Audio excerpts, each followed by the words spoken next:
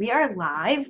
Well, actually, not really live, but we're here on the Devoted to the Dirty Detail podcast. So, welcome to another episode. We're going to be talking about food and beverage today. And I have with me, I am the CEO of Devoted Columbus, and I have with me the lovely Tammy Hudson, who is the owner of Engaged Columbus, and the beautiful Michelle Ritchie, who is our wedding and events specialist, and she runs our whole wedding planning department. So welcome, guys. What's your name? Did I say my name? No, you do that every time. Like, who are you? It's a mystery. My name's Jamie. Just Jamie. It's like just Jack. Just Jack. So food and beverage today, guys. We're going to talk about right from the beginning. I mean, what's one of the most important things of the day? Breakfast. Breakfast, yeah. Mm-hmm. Which I think could be easily forgotten about on your busy wedding day. And maybe you had a lot of nerves the night before and you wake up and you're just not hungry. But we're going to encourage you to start the day off right. A healthy smoothie, and have breakfast. Don't miss that. I don't know, many of our brides, they tend to have all of their girls stay overnight, and they'll have like maybe Panera or mom will have a bunch of breakfast items, ready for everybody, juice, mimosas, and all that fun stuff. What have you guys seen for breakfast? Yeah, I see a lot of bagels, but a lot of our girls are afraid that if they eat a lot of carbs in the morning that they're not going to fit into their dress. Like, you need sustenance, so make sure you eat. I would also suggest some sort of protein. Oh yeah, for sure. I would definitely stay on schedule, because I know for like wedding day, you're going to wonder like, when's my daily juice gonna hit, And I think if you're on a regular schedule, then you'll kind of know, I'm sure that's something you think about, And being careful of the foods you eat for that very reason. Don't eat cheese if you're lactose intolerant, for God's sake. Yes. Yeah. Or don't try a new fad on your wedding day, please. Just don't try new stuff. Yeah. No.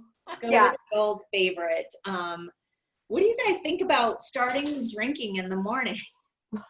I mean, I'm a big fan of mimosas, so I love it, but you got to take it easy. You definitely, I know I get tired when I start drinking, so be aware of how your body normally reacts. Like, again, this is not a day that you want to try something new. So have a mimosa, calm your nerves, but maybe space them out a bit. Yeah. And a lot of people with those champagnes that have a lot of sugar, that's what causes headaches. So maybe go, do a little one that's not so sweet in the morning, and you're already getting the sugar from your orange juice. So just something to consider, right? Just what about Bloody Mary? I'm against it because I love Bloody Marys, but for me, I blowed up because of all of the sodium. Oh, well, sodium. Low sodium. You're just getting the low sodium one. Low sodium, yes. Yeah. Yes. Bloody Marys are fun. But, just be careful what you're wearing. Yeah. I don't know. Are we on to lunch yet, or is that just breakfast and lunch? Or Well, that was breakfast. And you know what? We always talk about the girls. I don't know what the guys do. I bet you they don't eat breakfast. They're sleeping. They're sleeping. The girls are getting up, ready. Well, a lot of times the hair and makeup appointments are coming in, so they want to eat before they get that hair and makeup done. But yeah, lunch is another thing to consider, and where you're having these things. So it's definitely something I feel like it gets forgotten until maybe like a few days, maybe the week of, but prepare it a little bit early. Lunch, will you be at the church? Are you going to plan to eat before the church or before you go to the venue to get dressed? Definitely eat before you get dressed. So it should be along those lines. And we've seen a whole bunch of different things. Like, what have you guys seen for lunches? I remember, Jamie, a wedding I did with you. Do you remember it was at the Golf Club of Dublin, and the bride and her bridal party were super late because they had liquid lunches and they had been drinking that whole afternoon. Do you remember that? Like, they started the party early. Yeah. Do you remember she didn't wear panties and she put on that dress, that short dress later in the night? It was that bad. So as much as I'm for relaxing and drinking with your friends, oh my gosh. Keep it easy. Keep it classy. You gotta pace it, because alcohol could ruin your day too. So please pace it. And I know you got to tell those guys they've got to pace it as well. So, but you got to last a long time. I mean, this day is typically a very long day. It's 11, 12 at night. And some of the girls are waking up at 7, 8 in the morning to start hair appointments, depending on how large their bridal party is. The larger the party, the earlier you are getting up. I don't think you realize that either. Absolutely. So you gotta make it last long. But lunches, I've seen, if guys like go out on the golf course and they'll go golfing and they'll go into the golf restaurant there and have lunch, or they'll go out and have out. I see the guys having lunch out a lot. Yeah, and the girls usually are in, and they'll have it catered in with Panera or Jersey Mike's or Piata, somebody that has nice, When guys bring in food, I've noticed it's always like pizza. It's pizza or Subway, and that's perfectly fine, and they're eating right before they get dressed, and I think that's great. But there still has to be a plan for everybody to eat. And my girls always do Jason's Deli or Panera, seems to be, and it's easier to get. I find that my couples eat a lot more when it's like finger food or just small enough for a few bites. And then they'll pick at it. Getting huge salads or getting huge meals is usually the food goes to waste, and I don't see them eating that a lot. So I would highly suggest like smaller sandwiches or agreed. The other thing too are things that will hold for a long time, because don't you see that food, even if they're having lunch catered to them in the hotel room that they're getting ready in, that stuff sits out. It sits out, but they still eat it. So bags of chips, let's stay away from Cheetos, just things, bite-sized things that are easy and things that last. I mean, I've seen them order soup, and I don't see soup being eaten, but they'll get it from like Panera Bread and stuff, and they don't eat it. So skip the soups. I've picked up lunch as a wedding day assistant many times. I've gone and picked up already pre-ordered lunch. So definitely get the orders ahead of time. I love, rather than trying to wrangle everyone the day of, what do you want? What do you want? What do you want? Get that like days in advance. Do you like turkey, ham, veggie, what? Just get them a box lunch. They're going to eat it no matter what. Yeah. Cool. Anything else with lunches? Let's go. Snacks are important too.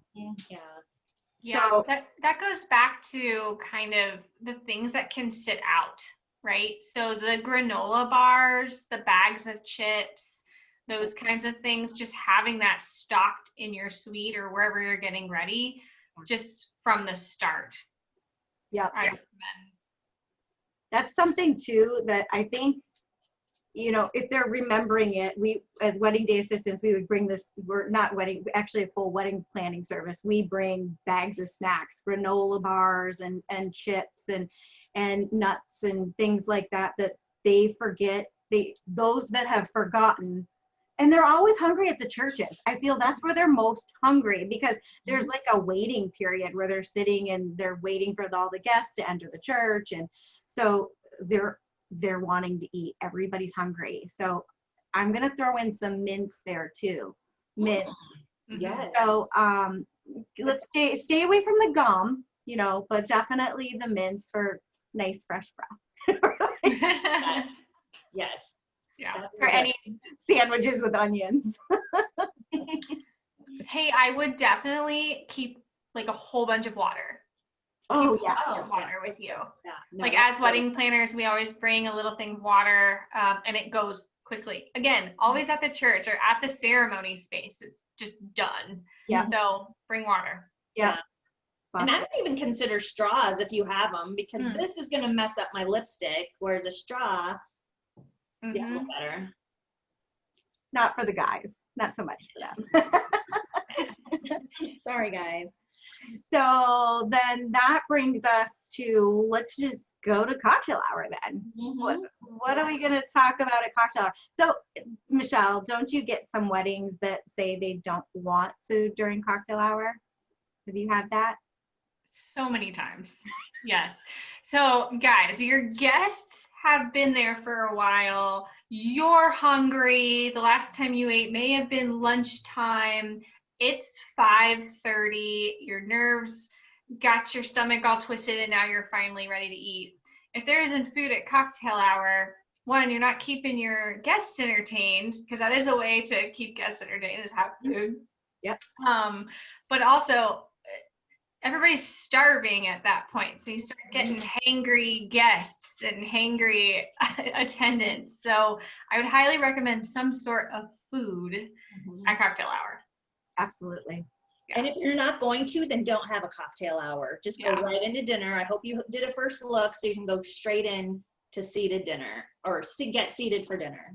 So. Yeah, it's kind of, you definitely don't want to have alcohol when there's not food. You're not setting the whole event up for success.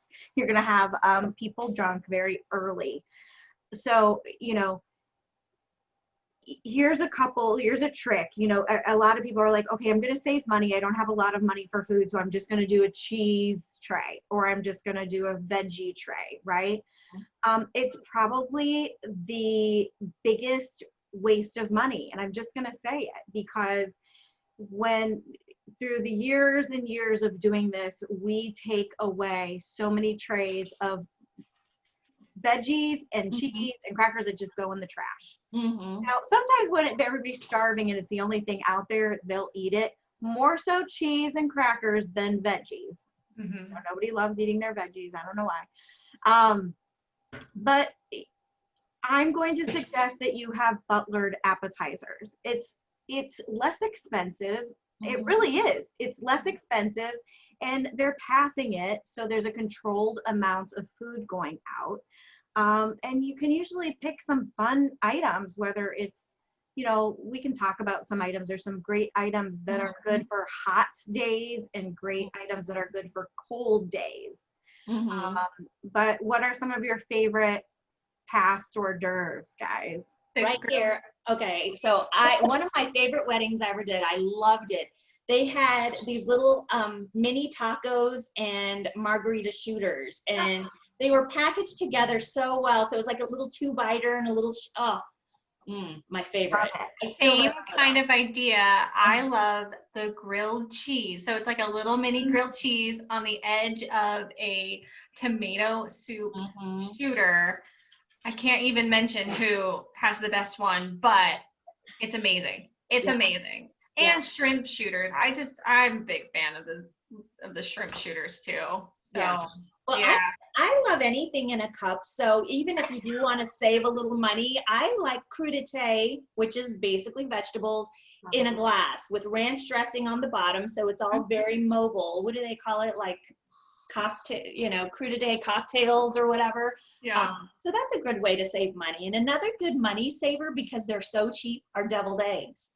Yes. I love a deviled egg with a little piece of bacon in it or something fancy. Put a little spin on it. Yeah, good protein. I love it. Deviled eggs are cheap and easy. Yeah. Yeah. Even if you're a DIY bride, I always say that wrong. Do it yourself. And if you're trying to save money for cocktail hour, I mean, you don't need to go for the seafood. The seafood, you see a lot of costs in the shrimp tower with this beautiful display. You don't need to do that. Yeah. So, but you need to have food if you're gonna have alcohol. It's just like Jamie said. Candied bacon is always a hit. Oh yeah. Yes. Always a hit. So good. I'm hungry. I know, me too. And we're doing this podcast before dinner. Yes. Any skewers, any like little mozzarella tomato skewers, those are really inexpensive and easy, Yeah. I think for skewer or a cup. The COVID, I think the cups and little individual things like that are very good as well. Seeing that you're getting an individual appetizer. And there's Michelle's dog. It's okay. I've got mine here pawing. He wants to get up on my lap. So yeah, appetizers can be so much fun. Have you guys had appetizer or cocktail hour where there's actually food stations?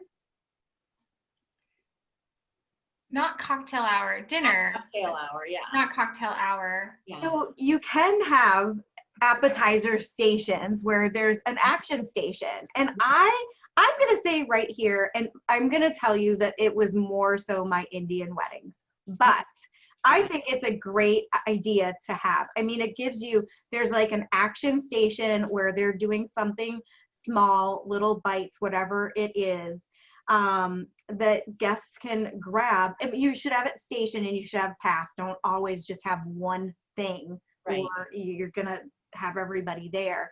But it's just a little showy, it's a little entertainment, and it's a little bit of food. So it's just something to do that's different. That, again, you guys both said dinner. It's because you don't see it much with cocktail hour, but I think it would be a lot of fun. No, I've seen it a lot at just like honestly corporate receptions, you know. Yeah. And I've definitely done station dinners, you know, or receptions, which I love, by the way. I think they're awesome. So another option, so you talk about doing something with some action.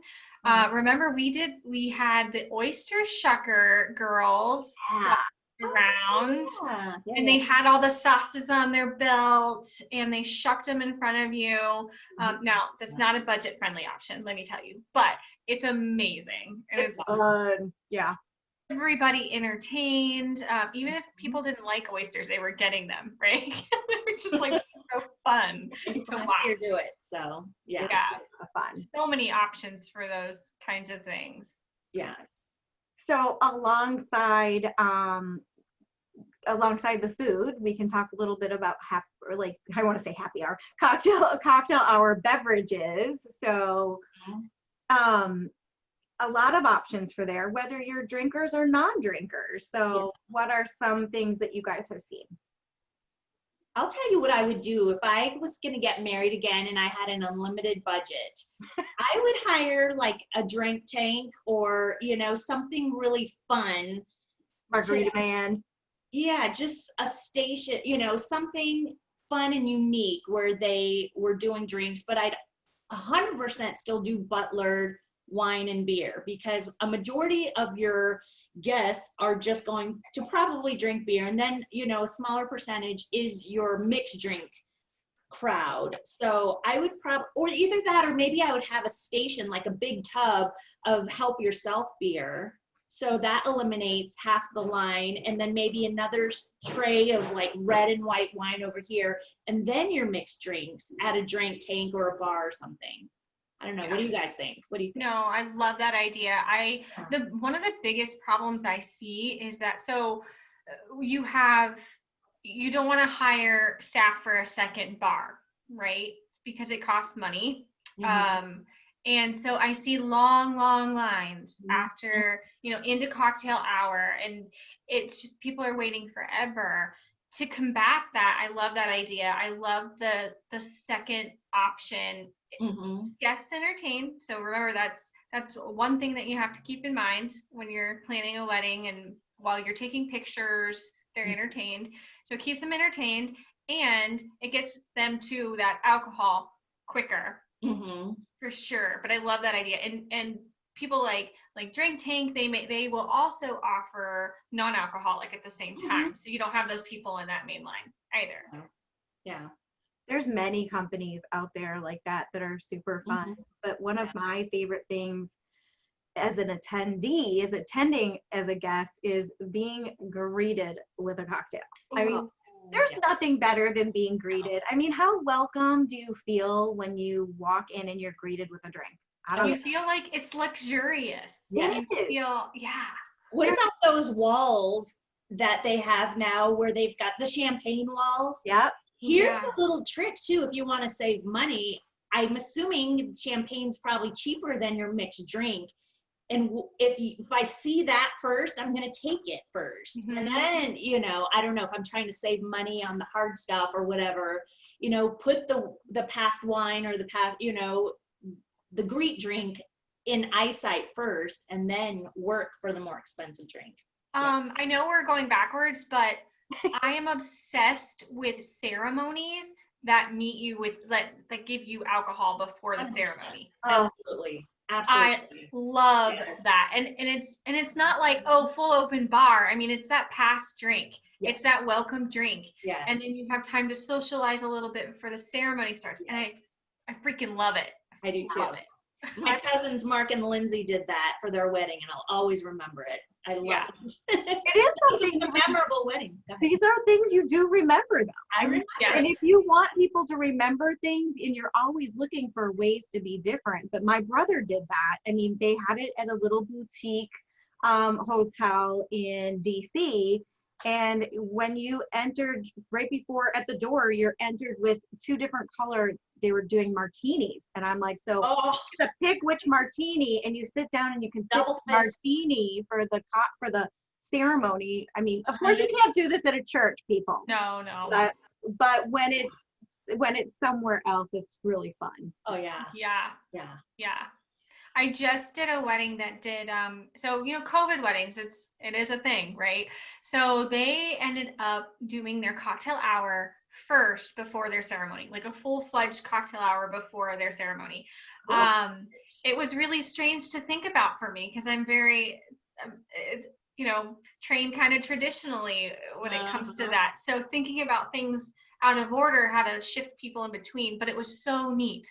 And it just, by the time the ceremony rolls around, everybody's very relaxed. Nobody's over intoxicated, but everybody's relaxed and they're there to enjoy it and they're focused. And it was nice. It was really nice to see that. Yeah. Feels good. I've attended a wedding like that. And we were like tipsy during the ceremony and we're like laughing. It was so fun. It was really fun. No laughing during a ceremony. Well, since we're on ceremonies and we went backwards, I don't want anybody to forget, if you are having an outdoor ceremony, make sure you provide some kind of water, sparkling water with some fruit in it, but like outside. It's really nice to have water on hot days available to your guests, because I have been to many ceremonies where there wasn't anything to drink and they're trying to find people from the venue asking for bottled water, can't find anything. So make sure you cover that as well. Yeah.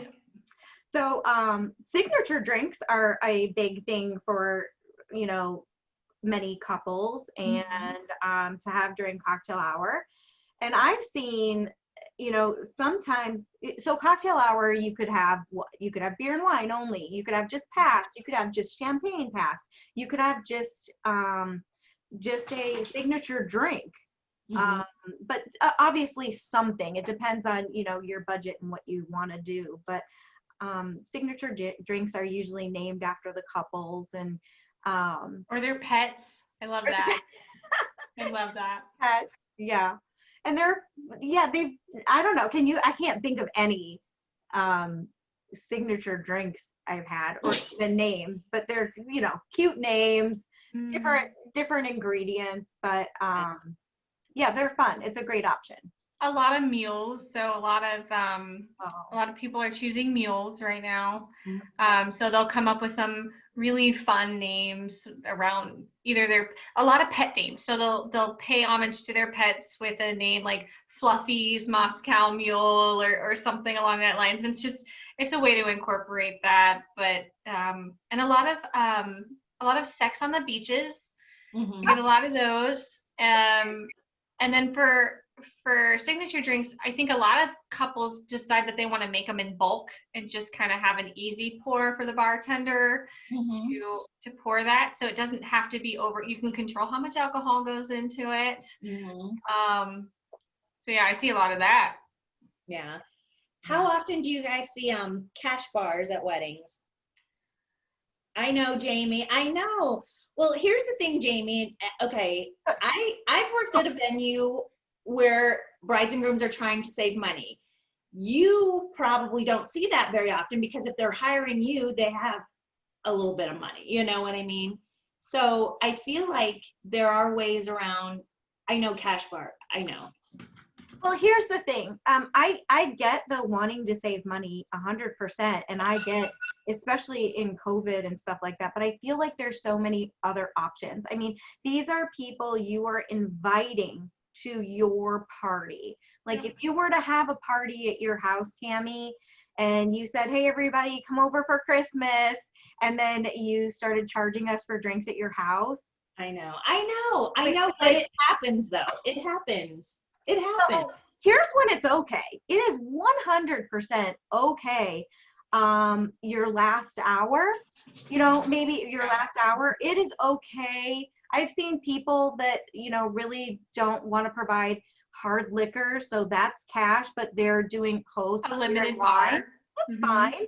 Beer and wine. Even if I feel like it's even okay if you do host, you have a signature drink and you're providing non-alcoholic beverages and everything else is cash. I feel like you need to do some hosted beverage. I 100% agree. Even if it's just a specific beer and wine and signature drink and then everything, or something.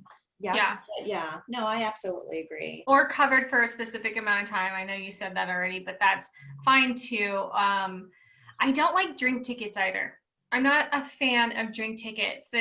I think that should be the bartender's responsibility. Like you arrange that on how many drinks you're giving out or whatnot.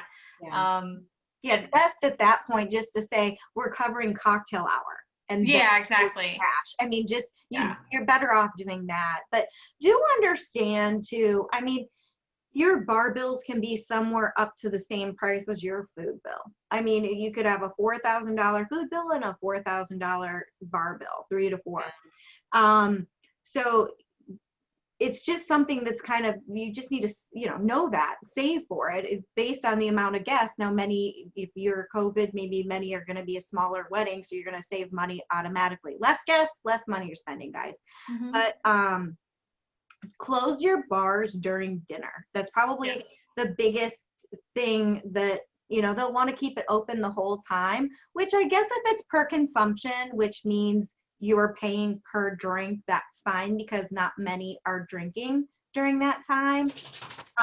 But if it's like a package bar, you're completely wasting your money by not closing it down during, you're paying the same amount you would for the last 3 hours during dinner. And there's too many activities going on during dinner. They're not going to get up or serve wine at dinner or, have a wine pour. So I just suggest closing it down. Not only, I mean, there's a reason for doing that too. It's for them to stay tuned to what's going on in the reception room, whether your bar's in the room or not in the room, but you want to keep them paying attention and engaged, during that time. So, my favorite alcohol saving tip, skip the champagne toast. Yes. Don't skip the toast, but skip the champagne toast. Yep. I agree.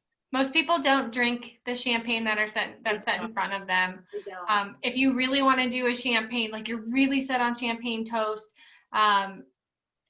build in a little extra time and have the servers ask if the guests want champagne. But otherwise, if you preset it or they just assume, you're going to waste so much champagne and it's not cheap. No. I agree with you. A lot of it gets thrown away. But I have to tell you my favorite champagne toast. Okay. So it wasn't too many years ago, but we had a wedding and the couple was pregnant, but they didn't tell anybody. Nobody knew. Nobody. And they knew the gender. So it was after you were at the. I was there with you. I remember helping you shop for the champagne. Yes. Remember looking for it? Boy, did I have to shop for the champagne. Okay. Yes. So the gender reveal was at their reception, and it was going to be determined on the color of the champagne. Now, the gender when I say it's easy to find pink champagne. It's not so easy to find blue, but it exists. So as the servers were all going around pouring blue champagne, and nobody knows why, because the room is all decorated. It's Christmas. It's uplit winter. with blue and winter, and it's gorgeous and it's beautiful. So it looks like that blue champagne just matches this wedding to the T. Like, oh my gosh, they went all out, and even their champagne matches this wedding.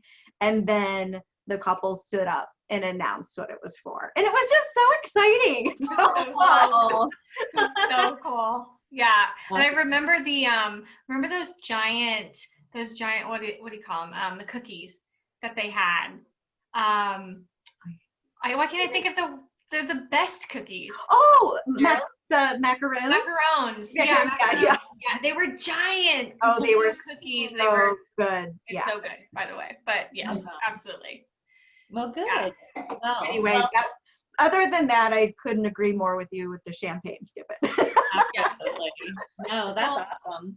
Well, I think we're just about out of time. I think we're gonna have to hit dinner on our next one. There's so much to talk about. So much. I love talking about food. I love eating food. Yes. Time flies by. It goes so fast. I know. Yeah. All right. Well, we're going to come up with some great ideas then. We're going to have some good chat next week. Anything else with then ceremony or cocktail hour? I'm sure. Final thoughts? Final thoughts. Incorporate alcohol, but not too much. Make sure there's food, and don't spend money. If you're budget conscious, don't spend money on like champagne for everybody. I think pass orders. My final thought is to have your wedding day assistant or your catering captain put a tray of appetizers aside for you and your wedding party while you're getting pictures done, so that you can sample all your yummy deviled eggs. And that is so true. There's nothing worse. I mean, it's kind of a hardship. It's hard to pick all of these foods, and then if you don't get to try them, I mean, I didn't get to try mine at my wedding. It just so stupid. Like, you don't even think about it. So think about it, guys. Yes. Put it aside for sure. Well, thanks for being with us for this episode of Food and Beverage. I guess we'll call it for your beginning day through cocktail hour. Yes. We're Stay tuned for part 2. Yeah, part 2. We're Devoted Columbus, and we have lots of resources out there for you. Make sure you're checking out our wedding directory website, our wedding planning guide, which is both online and free copies. We've got the wedding experience coming up October 25th. We have our next resale market coming up on the biggest shopping day, November 29th. We've got lots of online resources, Ohio Brides Helping Brides, the resale market online as well. So however we can help, let us know. We're here for you, and have a great night. Take care. Bye. Bye.